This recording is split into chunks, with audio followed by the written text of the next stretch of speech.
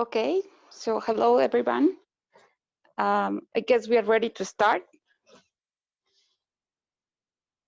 I would like to welcome all of you and thank you for your participation. As you know, we are organizing this webinar Tech Talks with some of the things that the air quality from WRI team has identified, as well as other partners and colleagues from other institutions. So thank you so much for WMO to be with us. We know that this particular theme of low-cost monitors, it's in the mind of a lot of people, and we are actually been discussing a lot about it.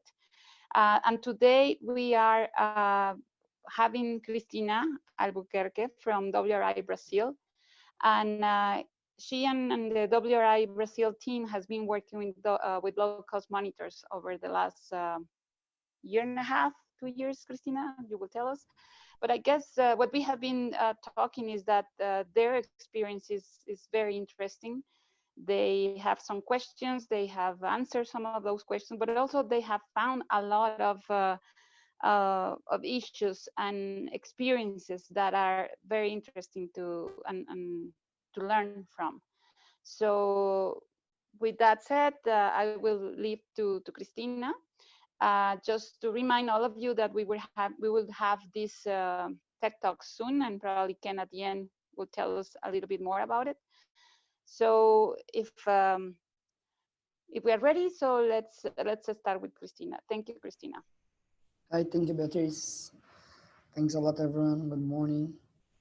So, sorry for my voice. I'm a little bit sick for being in DC a long time right now. Can you guys see my screen or no? Yes. Okay. So, let's start. The idea is to present, as Beatriz mentioned, a little bit about our experience of low-cost sensors. So, the presentation will follow a quickly context of Brazil air quality things, the selection of our low-cost sensors, then the pilot applications that we did for the last 2 years in Brazil, and then a little bit of lessons learned and main challenges that we have through the whole process. So this is just to give you guys a little bit of background information. So in Brazil, air quality is an issue, but we know that's not as big as other countries. So we have some numbers about people dying, being killed by air pollution. The number in Brazil, a total of 25 states, that only 20 of them do not have air quality monitoring systems. And our standards for air quality are really outdated. So our two pilots applications were done in the city of São Paulo. So here we can see the stations, the monitoring stations that we have through the city. So we can see, even though São Paulo is the best air quality monitoring systems that we have in Brazil, is still not covering the whole city, the official monitoring stations that they have. So entering a little bit in the sensors, we choose to use the Airbin 2 because we did a huge literature review and we go with the Airbin 2 because they can be operated by battery or using the power, can be operated in fixed mode and mobile mode, and different methods of connections like to chip of cellulars and Wi-Fi. And they have the online information to show the data in real time. So we choose this specific sensor, looking for the literature review, and also with support for a consultant that we hired to help us through the process. This is the air casting platform where we can see the sensors that are measuring in real time. Every minute we have the new information available on the platform. But we also made some mobile sessions that we can see the measurement in the cell phone when we are doing the mobile sensors.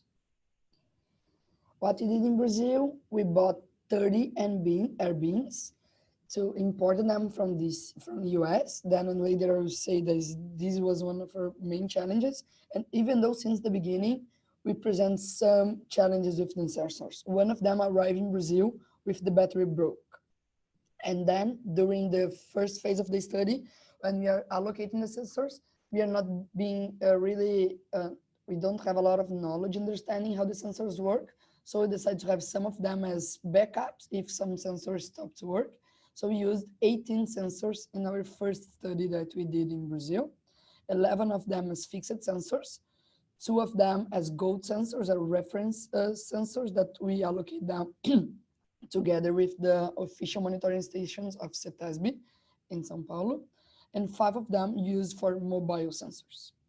And the second application that we did in Brazil in the second year, I'm going through in the details in each one of them, we are only being able to use 12 sensors because some of them stopped to collect proper information. We did 2 of them again as gold sensors, 6 of them in fixed sensors, and 4 of them in mobile routes.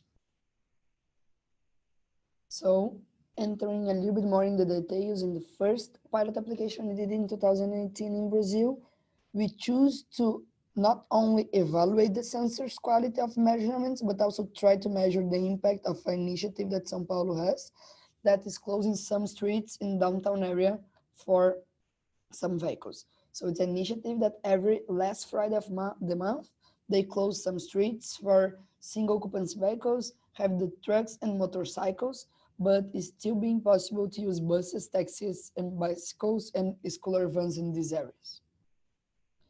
So this is only to give you a little bit of information on the initiative. The red lines are the streets that they closed during this initiative. We can see that's not a big initiative, but we are also trying to measure the impact on our quality of that. How we did the process, we split the study in 3 main steps. The first one, a pre-collocation study. Then we did the field application study, and that's the post-collocation study, to being able to see the correlation of the data between the sensors among them, and then use this correlation between them to really calibrate the results that we have measured of the measurements. So for the process of collocation, we need to have all of the sensors together in the same place, measuring their quality, and then we choose one of them as the gold sensors to be allocated and being used in the official monitoring stations of the city. And they did this before and after. And we saw that the 30 sensors were pretty well correlated between them. As you can see, we have a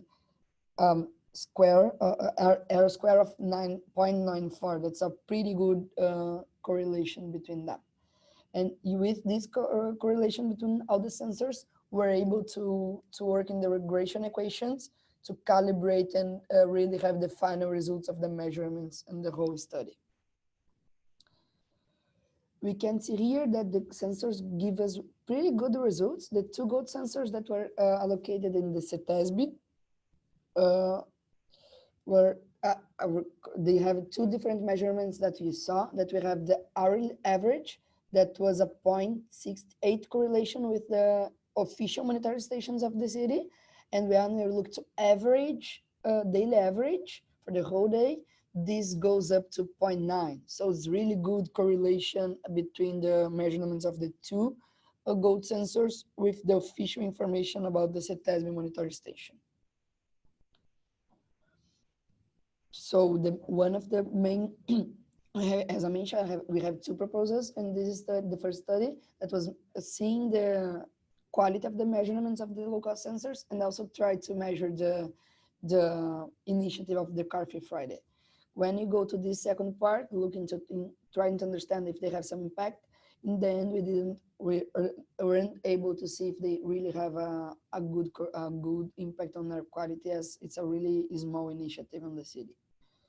So this is only showing a little bit of the graphics that we are able to have after a lot of statistical analysis, helping us to really see if the sample that we have of all the information was good enough to reach any result, to conclude if the initiative is good or not for our quality.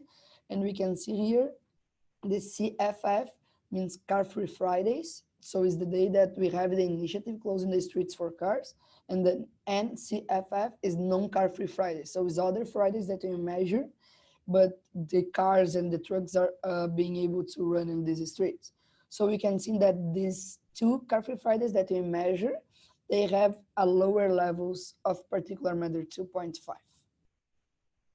And this is looking for all the non-car free Fridays, but other days also.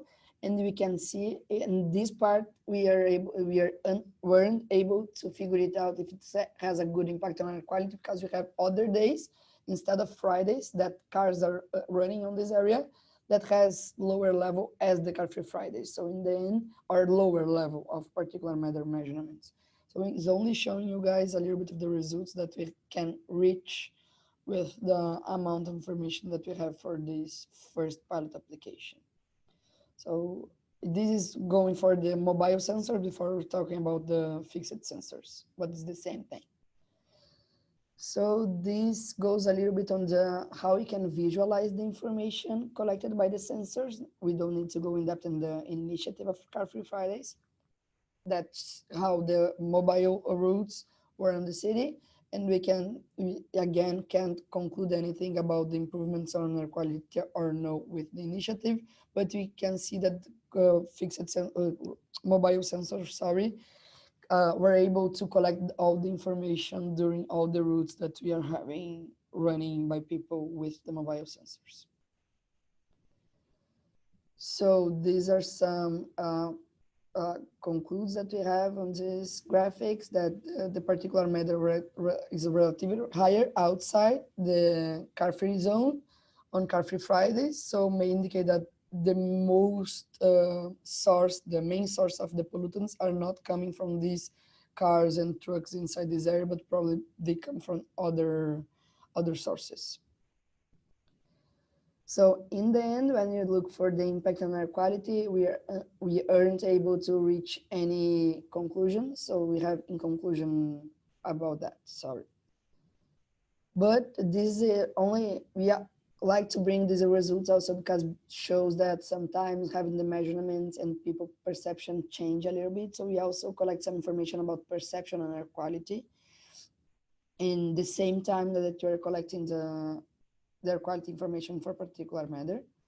And it's only showing you guys that people perceive, they like the initiative and they perceive that they have improvement on walking and cycling experience. So sometimes they see the comfort of noise as a good thing.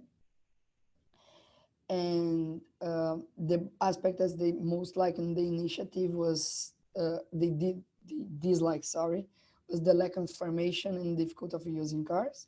But these are the most important part of this part of the presentation, is that people perceive, even though we can't say anything about air quality improvements, people perceive as the second best thing for the initiative, the clean air on these days. So people perceive this as a really good thing and they appreciate to have better air quality on the area, even though the data doesn't show that. And they really like the initiative because of that. And they want to expand for more areas of the city. So these are our main results of the first application of the pilot sensors. But I think the most interesting ones comes from the second part also, and main the lessons learned. That's the last part of the presentation. So after we finish this first round, we still have the sensors running, and we are able to collect for last year some air quality information around schools. So the São Paulo city has a project called Educational Territories, that they want to create spaces to stimulate children's abilities and improve the environment around these schools. So we did, together with other area of WRI Brazil, that is the road safety team, we choose that they were working to improve safety aspects around this school. We choose 2 schools in São Paulo to combine efforts of road safety and their quality. That is the area of Brasilândia and Cidade Tiradentes, to collect this information and help them to understand what was happening. So this was a really interesting thing, because when we reached the directors of the schools saying we want to measure quality, they told us like, okay, we can try to do that, but this is not our main problem, because we have really other problems. Like they said that they have some mouses running inside the schools that sometimes bite the kids. So it's like, yeah, so we are not really sure how we can help with that, but we want to pilot and see if we can reach any conclusions about their quality around the schools and make some recommendations. So again, the low-cost sensors were good. When we look to the correlation with the CETESB, we did the same process, collocation in the beginning of the study. Then we measure and then we collocate all of them again in the end of the study. And they have pretty good results again. So as I mentioned, we did the measurements in 2 schools. This is the first one, that is Brasilandia. We can see here the daily measurements for each one of the days during the period that we are doing. We did 3 fixed sensors in the end of this school during 44 days, and 5 days exceed the daily average classified as safe for the World Health Organization. So it's not really good. And the analysis of daily and weekly cycles were being able to made on these, as you can see here. What are our main conclusions about the measurement on these specific schools? So we are possible to associate with turbulent mixing caused by elevation of the convenience boundary layers, content with probability reduction of important sources such as vehicular. On weekends, the maximum are above the 6 a.m. weekdays and 7 p.m., which can be associated with congestion and peak on traffics. And the mixing ratio of particular matter during weekdays is slightly higher than weekends, and may be associated with other sources like radiation for burning or waste burning. So these are the main things for this specific school.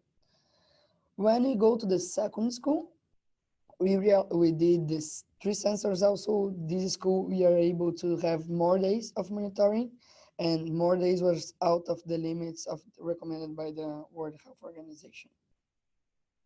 And this was really interesting when we see like the day. I'm not sure if you can see my appointment, but in June, we have 1 day of 74 of particular matter measurements.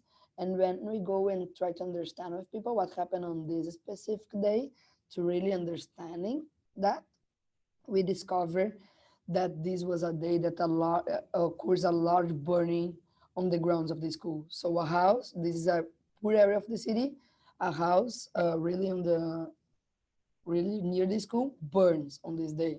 So we can see these sensors really good to give this sensibility information on what's the best day and the worst day, but they're not really bringing to us specific and precise information about the number and the particular matter number specifically, sorry. I think a really good thing that we did to also make people a little bit aware of their quality issues that we have in the city, we also did a workshop to kids plant some trees on these schools and have this idea of measurements and the importance of air qualities. But this is only to mention that we use this opportunity to be talking about air quality problems to bring this also. And then we go a little bit on the lessons learned that we have for these 2 processes. I think I'm going to say about some challenges, some tips on using the sensors, and some successes that we have with the sensors. So the main challenge that we have during these 2 years of experience was like we have a huge problem to import the sensors to Brazil. Brazil is a really complicated country to import things. So in the end, we pay more in taxes to have the sensors in Brazil than we pay for the sensors. And we also have the aduana from Brazil. So it's aduana, I forgot the word in English, sorry. But the police that are doing this for Brazil, really asking us a lot of questions and taking a lot of time to make sensors available to us, because they're really a little bit not comfortable with the sensors being imported to Brazil. So we have a great number of logistical issues to being able of that. The lack of secondary data that could verify the possible differences in traffic congestions and these things to be able to conclude these things was a challenge for us. So sometimes you're not being able to really trust the sense. Sorry. And again, this is more like a way that you use the sensors, maybe a challenge that we have, or being able to account on the source of particular matter and the initiative correlated with air quality. And a big challenge that we have is that we need to discuss more, is that the sensors really have their good measurements for 1 year. So in the second pilot that we did with the sensors, they were not really being that accurate as in the first one, comparing to the reference instrument that we have. So the manufacturer told us since the beginning that they only have 1 year guarantee, but we are not really understanding if this is going to happen, but in the end it's happened, and the sensor didn't have a lot of really good results in the second application that we have. So the success, as we see, but we are open to discuss this kind of things, is that to have really good results and being able to say that sensors are good when compared to the monitor stations, really doing the collocation, studying the before and after to really have the numbers, and then being able to have all the regressions to really have better results in the numbers in that. The partnership with local communities and municipalities to bring the awareness of air quality and how the sensors can help to have information on other areas of the city. And as I mentioned, the awareness around air quality. Sorry again. So some tips on the use of the sensors, how we have done is that we discovered that none of the manufacturer bring like the how to use really detail. So when we start to use the sensors, we discover a lot of these specific things. So if sensors are not really updated on the firmware, they sometimes can have bad results or not showing the information that we have. So this is only a thing that we recommend for everyone, is that if you're going to do these pilot sensors or use any kind of sensors, before starting to understand the numbers, really make sure that we have the most updated firmware for the system.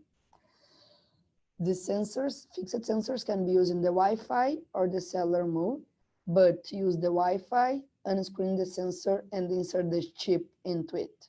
If you try to use connected with the cell phone and the sensor is with a chip connection, they are not going to work. But these are all things that we discovered during the way using the sensors. So also in the fixed sensor, a cell phone is only necessary to set up the sessions, and then we don't need to have more than one cell phone per sensor. And this was something that I forgot to mention in the beginning. We bought 30 sensors because in the beginning we were told that each sensor to being able, even though to have the mobile or the fixed route, we will work better if they have a cell phone to only correlate to this specific sensor, and not being changing cell phones between sensors could be a little bit problem, but in the end it wasn't if you are running the sensors in fixed mode. In the mobile mode, we should have one cellular per sensor because they connect to Bluetooth connection. So if it takes too long to set up the connection between the cell phone and the starting collecting information, doesn't being able to collect properly the information, and is going to bring some problems in the collection of this. To solve this is only you need to resync the session. So we only need to reconnect the sensors through the connection, could be through cell phone, Wi-Fi, no matter, but you need to resync that, and then they're going to start collecting properly the information. But these are all things that we discovered through our array. So sometimes, at least mainly in the first time that you use the sensors, some sensors stopped collecting information and we have no idea why, what was happening. So we need to go through the sensor that was in fixed mode to really try to understand, and did a lot of different tests. And then we realized that this was the problem. And when it happened the second time with another sensor, we already know how to fix it. So the other things, low battery sensors sometimes doesn't allow you to sync. So, and the last point that they have here is when the sensor was turned on and collect information, they're not going to be able to increase the level of the battery. So if you have any problem in the connection with the energy and cuts it down, the battery is not going to keep running and collecting the information. And this happened with more than one sensor for us for the long time, for the period that we're collecting the information, mainly in the first time. The second time, you're more aware of all these challenges, and we didn't suffer for the same things. So I think with that, I finished the main points, but we are really open to discuss and give any other information on the details of that. Thank you, guys. Thank you, Beatriz.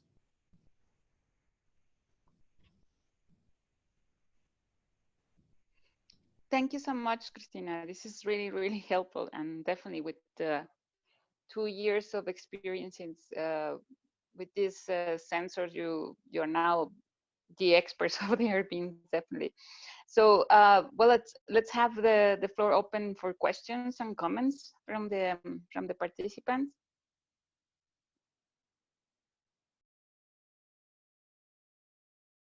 Hi, Beatriz. Do you hear me? Yes, yes, we can hear you. Hello. All right. And Cristina, thanks a lot for your presentation, and I'm so sorry that you are sick. And I just wonder something maybe I missed. I'm sorry for that. For Car-Free Day, the first pilot project, there was a problem about the measured air quality by mobile equipment, right?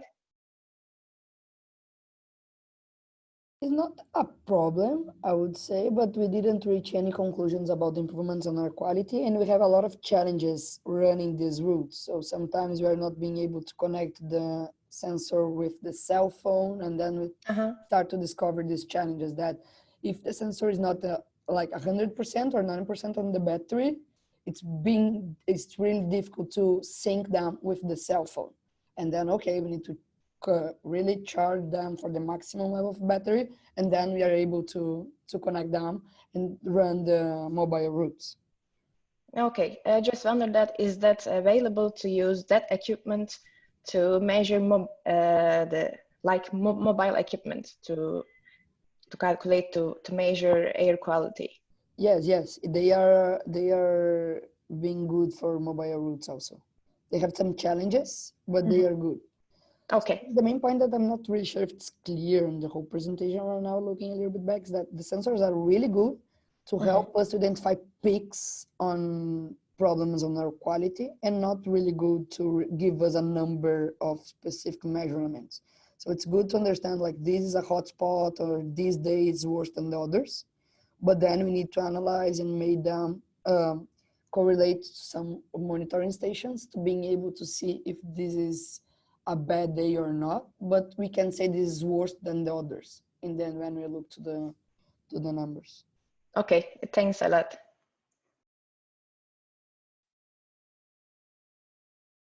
Thank you, Touche. Is any other comments? I would like to ask some, Cristina. I mean, with having this connection and interaction with people in the Car-Free Day and then in the schools, do you have any do you think that having this equipment, this local sensor close to them versus having only the data from an air quality monitoring station, does that change, or that change the perception? Or is that easy to get along across the idea? Or if you have any ideas of how this interaction with this equipment that you can touch versus something that you cannot even see, it could help or change or change the perception? I would say yes, they're really good to help to bring the awareness about air quality. So people can see that it's possible to measure and identify like the burning is really having a peak on air quality. So it makes sense for them. You say like, oh, so see, here's the information.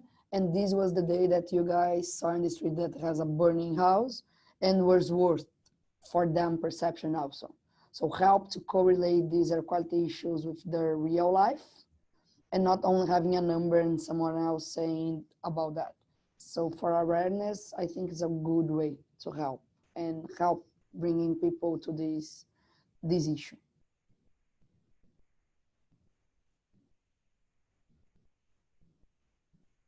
Thank you. Hello, Cristina. Can you hear me? Yes. Hi, Cristina. My name is Lou from WMO Secretaries. And I'm a little curious about the low-cost sensor you mentioned.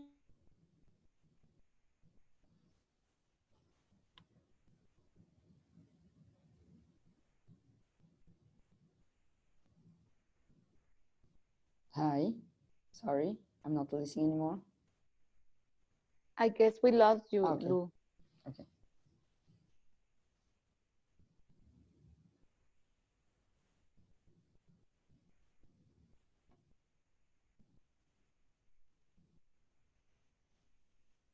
Lou, could you repeat what you were saying, please? I guess we lost the connection. Hello, could you hear me? Yes, now I can hear you again. Oh, okay, sorry about it. The connection is lost, and so I'm willing to know like what is the lifetime of the sensor you mentioned, and how long will you update these sensors? Thank you so much. So I would say that it's about 1 year. We used them for 14 months, something like that. And in the end, their measurement was not really accurate, not that accurate as in the beginning. And we don't have a way to calibrate them. So I would say it's about a 1 year guarantee for sure. This is by the manufacturer. And you use them for 14 months, something like that. Okay. Like, is there something like how do you recommend it could be used for the WMO community or the users?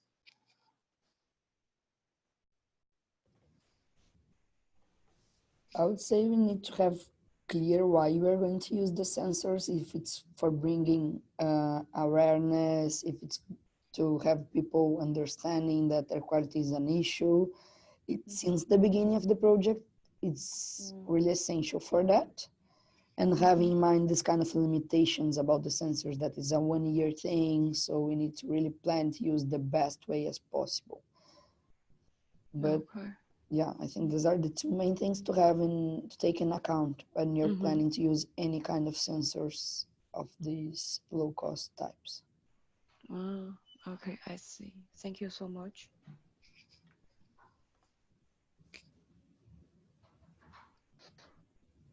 Cristina, this is again Beatriz. I mean, by knowing that it's only 1 year warranty, and do you think, I mean, is there any plan from the manufacturers to replace the equipment or do something with the equipment after the 1 year warranty? Otherwise, I mean, can you imagine buying each equipment every year and wasting all the insides of the equipment?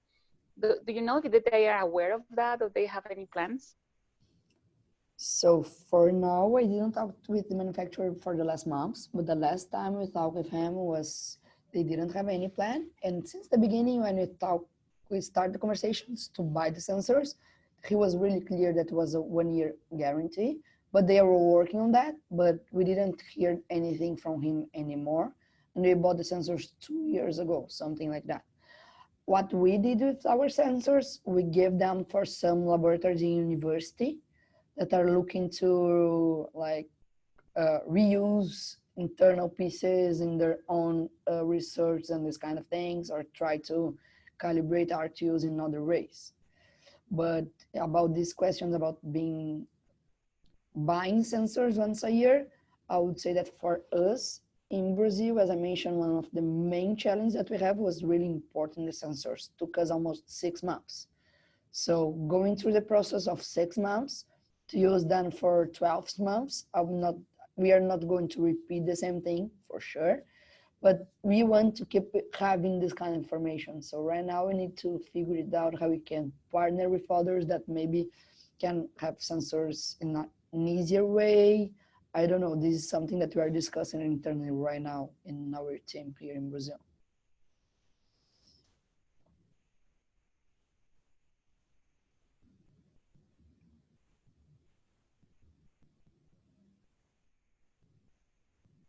Hi, Cristina. I have a follow-up question to that. When you were doing your review of all the low-cost sensors, what did you find was the average or the standard lifetime of these sensors? And was that taken into consideration when you made the decision to go with this one? So most of the information that we found available, it was like taking account that was 2 years and something ago that we did. Maybe today we have more available information. That guarantee wasn't in any of the studies that we looked for. Maybe 1 or 2, but was not something, was more like going to the precise measurement in laboratories, but also correlation with monitoring stations and this kind of things. So more really for the technical measurements, and guarantee wasn't one of the things that we really have found information available.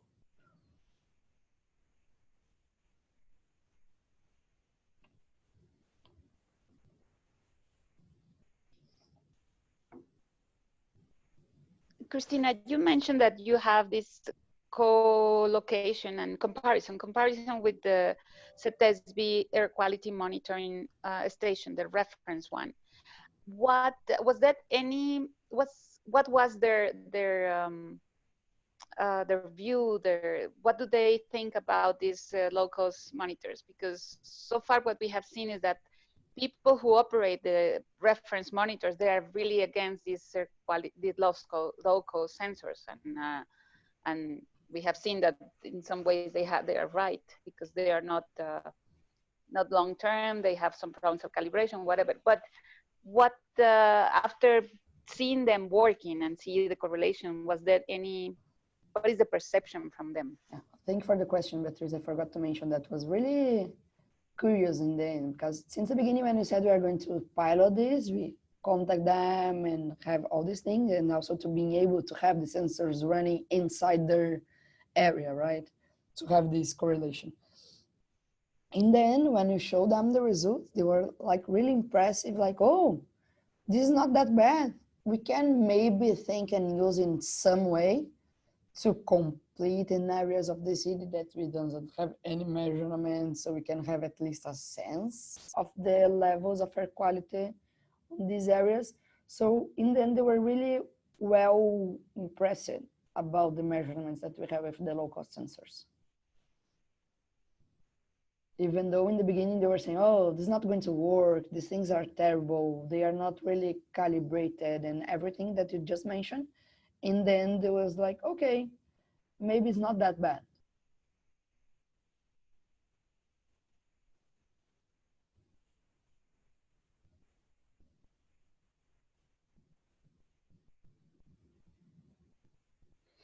Yeah, I guess that comes into the issue of getting these two community more interacting between each other and actually challenge each other, because there is definitely an issue of 1-year warranty. You can, I mean, it will be a lot of cost.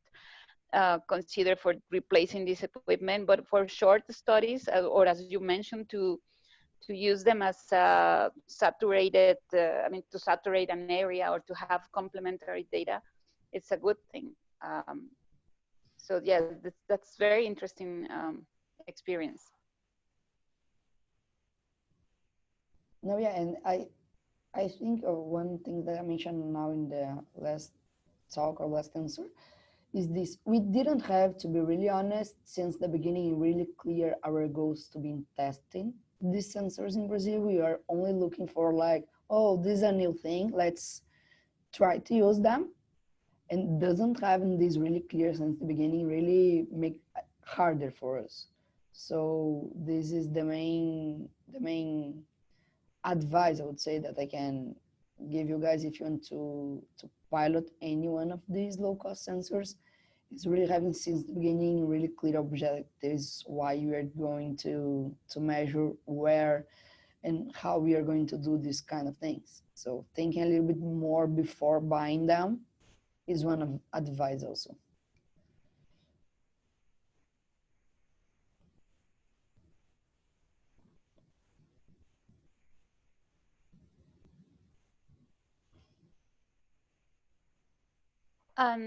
One more question. I'm sorry.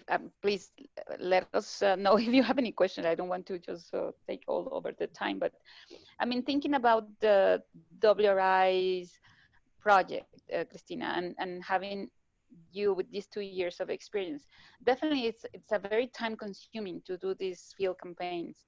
And considering that we are not so many, do you have any other ideas or how could this be better in terms of involving other partners that could help us to do the sampling or the correlation, the analysis or whatever? Have you thought about how WRI Brazil will do this type of projects in the near future? We're still discussing this, Beatriz, but I would say if you're going to have any other measurements as WRI Brazil, we are going to partner with someone that have the sensors, because you have some other sensors being made in universities and this kind of things. So someone that already have the equipment, and also for sure partnering with someone that knows better how to analyze all the data that's being generated. We have all this knowledge between us, but when you go like, we need to be able to see if the sample is good enough for air quality things. This is not something that we in our team has the knowledge. So we need to go to meteorological models to see if these days that we are measuring are representative of the whole year or for the whole month and these kind of things. So really having more understanding about the information we are going to analyze will make our life easier since the beginning, because we are discovering through the way. Like in the beginning, when we decided to measure these days, was a little bit of some constraints about time that we have, because as I mentioned, it took 6 months to have the equipment, and we are planning to have them in 3 months on our timeline of the project. So it took 6 months. So we lost 3 months of measurements in the first pilot that we did. So, and then when we collect all the information that we have and download the database from the website that I showed they are casting and start to analyze them, we come with this lack of knowledge, I would say, like in this sense, in our team. So we need to hire some statistical person to help us to really understanding if you have the sample enough and data enough to conclude something. So everything took longer periods for us analyzing this information.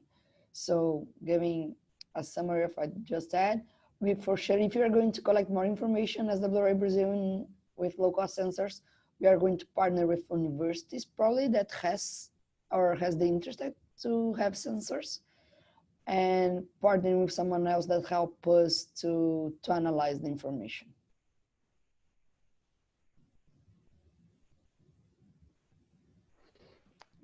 Thank you, Cristina. And I guess this is one of the things that we have been thinking of including or considering for the Clean Air Accelerator, like tools because we know that there's a lot of interest, there are some uses and some experiments and some trials in some other places. And I would think that similar experiences or similar challenges that you face are the ones that they're having. Just to let you know, in León, the municipality, the city, they bought 300 sensors. And after they were in a pilot with only 3 mobile monitors, they realized that it's a lot of data and it requires a lot of time of not only doing the analysis of data, but also be careful of what you are planning to do. So it's definitely a challenge. And I guess WRI could also help and have some, share these experiences and some recommendations. And I know that Oksana, before she left, she sent us some comments, and I know that WMO is very interested in also sharing what they have, some guidelines and some comments on the local sensors, being from the World Meteorological Organization, and trying to be sure that the equipment are actually eye calibrated and everything. I guess there could be a good idea. So just we'll keep you posted if there is anything on the local sensors from the Cleaner Accelerator that we can actually collect your experiences and integrate your experience. Sorry. Oh, yeah. Could you please read what Oksana wrote to everybody before she left? Yes. So Oksana wanted to ask us to reflect on the lifetime of the sensors and their bias and the duration of their calibration, and how you would use WMO's recommendations on the use of these low-cost sensors. And she also included a link in the chat box. Beatriz, really quickly comment on your last talk. I totally agree with you that sometimes we didn't realize in the beginning of the project that we are going to have all this information and all this data. So sometimes not even a lack of knowledge inside our team, it's more lack of time to being able to deal with all the information that we generate in them. Because we have sensors collecting information every second. So how we manage to use all this information to make the analysis and this kind of things. So I think this is also one of the things that we realize of the planning process. We need to have a really clear who is going to do the analysis and really having the time for that and planning for that. Sure, definitely. It's a world of data, definitely. And following up with the Oksana told us, I guess there's they definitely are good. Are one of the partners that we would like to partner with because they have all this knowledge of how to identify this type of equipment and actually look for better or be more in this interaction with these manufacturers to request what is definitely needed. And on the other side is like also be linkage with some cities that we know that they are already buying or planning to buy this type of equipment, such as in the case of Jakarta, right, Almo? I guess they are also planning to have a air quality monitoring network with local sensors, but they should know that this is probably only 1 year lifetime. I don't know if Almo would like to comment briefly on that.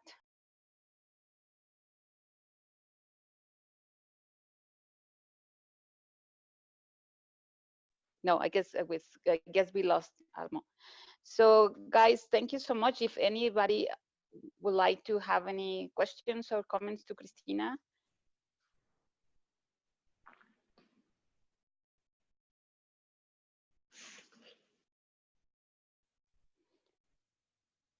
Well, if not, I would definitely like to thank Cristina and all the WRI Brazil team for putting this presentation together and really sharing with us such an important experience and really lessons learned that we have to take into account for future type of studies. Yeah, thank you, Beatriz. And you're more than happy later if someone has any question or any other point, you're more than happy to keep in touch and keep sharing this experience that we have.